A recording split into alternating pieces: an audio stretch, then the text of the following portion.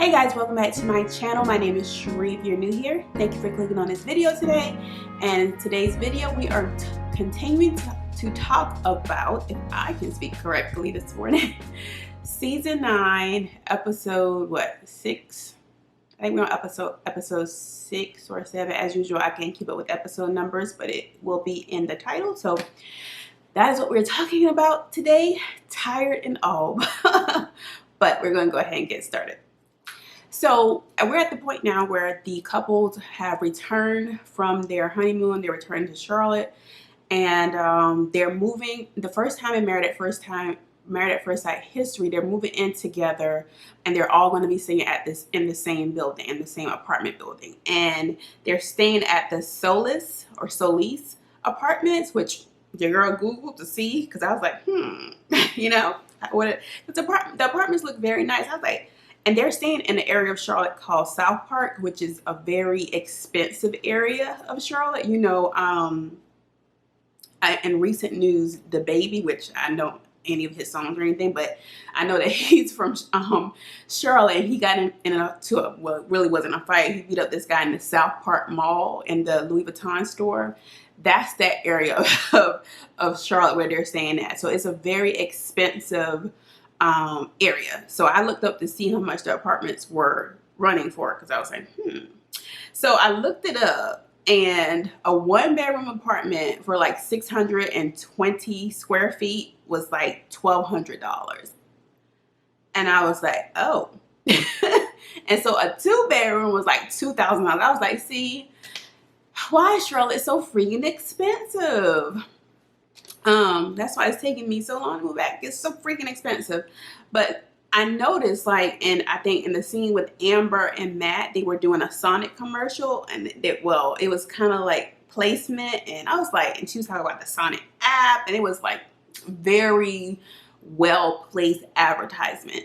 And I was like, well, that's how they got to pay. They need to do that to pay for to stay at these apartments, because this is expensive. But anyway, they're staying there, and the couples all get to meet with Pastor Cal, who I just adore. I just think he's so like down to earth, and he's my favorite expert.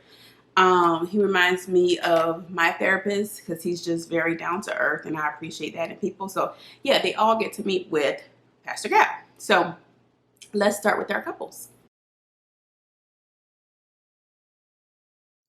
So we're gonna start with Keith and Iris, and we see them like packing up each other's places mostly. They did, both the men and the women. Keith's place was a typical man cave. It was, I don't know if that's typical or not. Don't let me lie. But it was like messy. Stuff wasn't organized. That's when I think of a man cave. I don't think of it being like clean and organized and stuff placed in a well thought out spot. And so that's when we get the whole condom gate, and Iris finds a box of empty condoms, and Keith explains to her, like, look, I brought some of these with me, but why is she even upset anyway? Like, you just met this dude like a week ago. He could have been doing whatever he wanted to do before then, because he was single. He was not married to you. So at least I would be happy, like, at least he was protecting himself, which in turn protects you, even though you still need to get them tests done, girl. But I was like, oh, he's smart enough to use protection. So Iris gets on my last nerves. Like, you're doing the most. And Keith was so patient with her. Like, he was like, well, how does that serve us now? You know? But I have to give it to Iris. She could have turned up and made a scene, but she didn't. She realized, that she was kind of being out of pocket and ridiculous. And they were able to quickly move forward from that. So, I have to give Iris some credit there. I'm always going to try to be fair, but she's still annoying to me. And that's pretty much it. When they meet with Pastor Cal, I think I remember, him asking about, the whole virgin thing. And Keith, I'm going to have to apologize to Keith, because that's maybe probably my problem. I don't know how to pick the right ones because he just gave off to me just something else, and he's totally the opposite of that. He's being very patient with her so far. So yeah, that's Keith and Iris. All right, moving on to Amber and Matt. We see that Matt, either they were staying at Matt's friend's house because Matt is very transient and he doesn't really have a set place because he moves a lot. And I just wonder, how did Matt get selected for this when he's not that stable in terms of physical location, and I feel like he is still dealing with this stuff with his parents. Like, he is enjoying the experience, but he may when he's talking to Pastor Cal alone, he's like, what if it's good for now, but what if it all goes away one day? Like, he's so uncomfortable with being happy because of what he's seen happen to his parents that he doesn't really know how to enjoy what's in front of him right now because he's worried it's going to turn out like it did for his parents. So he has a lot of issues going on, and I'm just wondering how he got selected for this process. And then, all right, so when they are moving, where did I put it? Okay, so when they're moved in, and I thought it was sweet, what Matt was thinking in his mind of choosing to use the other bathroom, like, hey, I want to give her some space. And I've seen couples do that before, where the guy just used like the extra bathroom and give the woman the bathroom because we typically need more space. And I thought that was nice. And I didn't think of it as a separation, but that deals with Amber's issues with abandonment and rejection. And I thought about it, and I was like, okay, Cherie, there are no perfect people, so I'm pretty sure they didn't have a selection of quote unquote perfect people to select from. And everybody has their issues, and this just happens to be theirs. Because I was like, why are they choosing these people? But I had to remind myself that we all got our stuff, for lack of terminology, that we're dealing with, and this is theirs. And so I'm glad that she was able to communicate how she was feeling about it, and not let it turn into something else, but just communicate, this is when you do this is how it makes me feel because of this. So it's all about communication. So I was very proud of them, and I think that was it for Amber and Matt. Moving on to Elizabeth and Jamie. Beth reminds me of a happy fire. Like, she's like saging the place. Like, Beth reminds me, I feel like she will be the one to call the police on people in DC for playing go-go music. Beth, she does the most. And like letting that, what was it, the dog drink out that cup. And Jamie made a comment. He was like, people who have animals, and people love their animals. We see that 2 times with Elizabeth and Jamie and Greg and Dianna, that these animals, like the people with animals, they have a different, he said it, and I wrote it down. He was like, it's a different level of cleanliness or lack thereof. And I just feel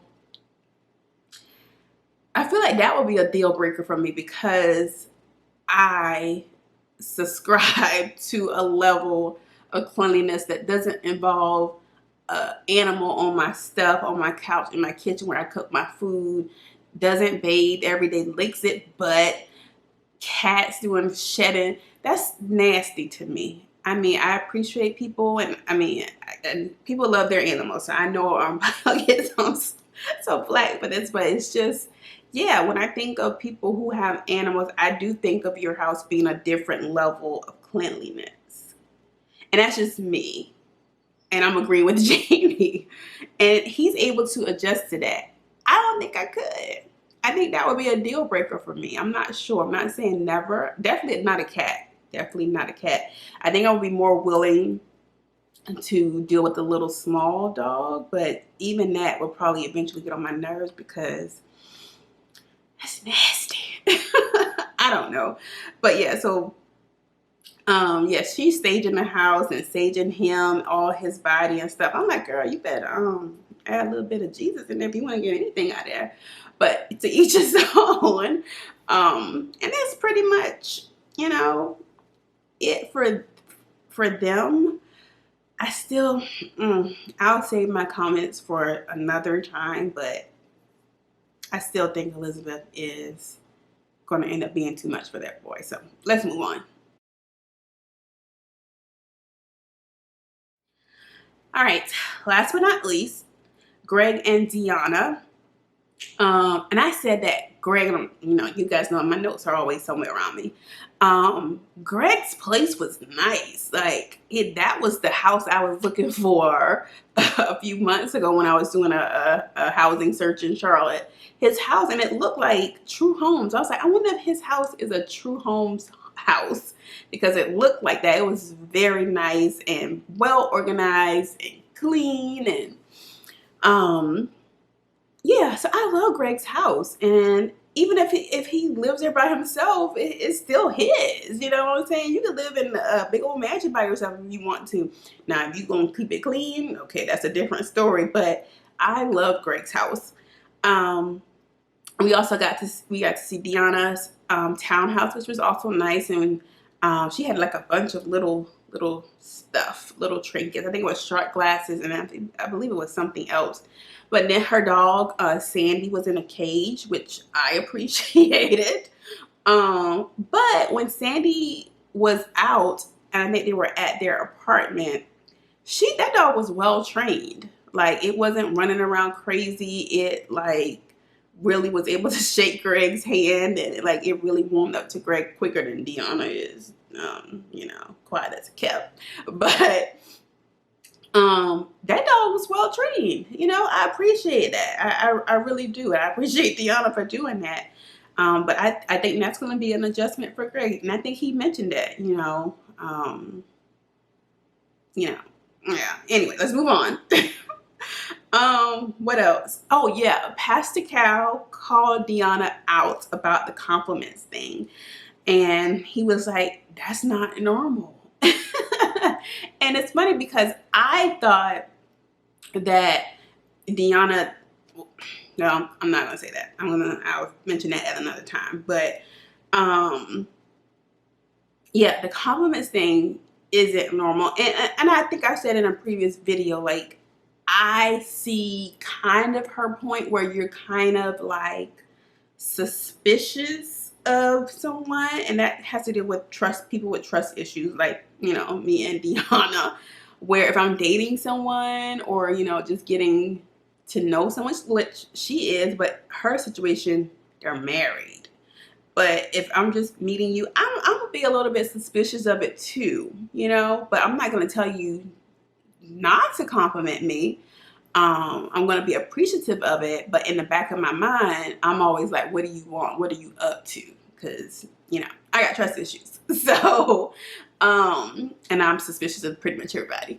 So I got it, but that's not normal, you know? So I'm glad that Pastor Cal was able to, you know, call her out about that because it's not normal. And the last thing, I like Greg. I really do. I think that he is a sweetheart and he is patient. I think that he's funny.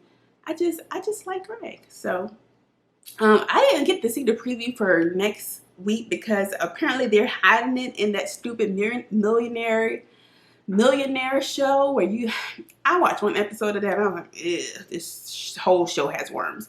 So I don't really know. I hate that they're doing that. So we don't get to see a preview unless you watch that. I ain't about to do that. So yeah, I don't know what to expect for next week, but yeah, that was it. This episode was really, you know, tame. Nothing really happened in this episode besides they was just, you know, moving in together. And there wasn't a lot of conversation about finances yet, besides Amber and Matt. So I would have loved to hear more of that, of how each couple, is going to do that, and other things like traditional gender roles and how they're going to like split up stuff within the house and all that. I would love to hear more dialogue about that, because I'm always interested in how people do that. But yeah, that was it for this episode, and yeah, let's chat below. One more time in my brain. What am I missing? That's it. Okay, I'm gonna get out of here because I'm gonna be late for church. You guys be blessed, and I will see you guys in the next one. Bye, guys.